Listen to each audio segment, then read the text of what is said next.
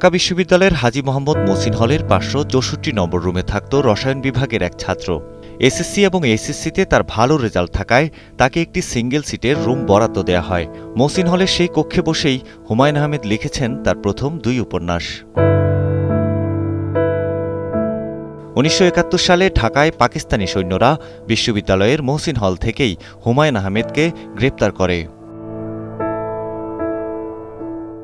নন্দিত কথাসাহিত্যিক হুমায়ূন আহমেদের 13তম মৃত্যুবার্ষিকী আজ।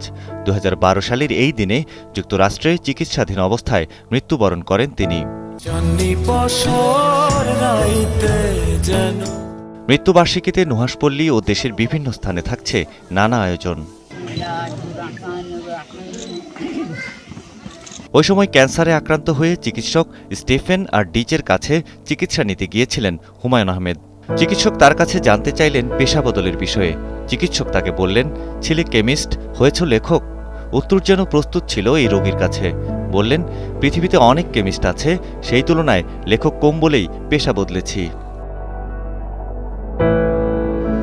ঢাকা বিশ্ববিদ্যালয়ে যোগ দেয়া এই শিক্ষক উপন্যাস লিখতে অতি জরুরি কারণে ছুটির জন্য দরখাস্ত করেছেন।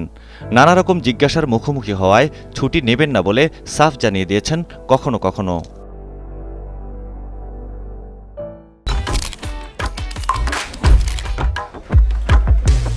AutoPay on, hassle's gone. Sign up for PatoPay. PatoPay, your universe, your way. স্বাধীন দেশে 1972 সালে প্রথম উপন্যাস নন্দিত নরকে প্রকাশের পরপরই হুমায়ূন আহমেদের খ্যাতি ছড়িয়ে পড়ে। তাঁর লেখা উল্লেখযোগ্য উপন্যাসের মধ্যে রয়েছে মধ্যাহ্ন, জোছনা ও জননীর গল্প, দেয়াল, মাতাল হাওয়া, শঙ্খনীল কারাগার, শ্রাবণ মেঘের দিন, গল্প, কবি, লীলাবতী, গৌরীপুর জংশন, এইসব দিনরাত্রি সহ অনেকগুলো। তার পরিচালিত চলচ্চিত্রের মধ্যে আগুনের পরশমণি, শ্যামল ছায়া, দুই দুয়ারি, শ্রাবণ মেঘের দিনে, ঘেটুপুত্র কমলা উল্লেখযোগ্য।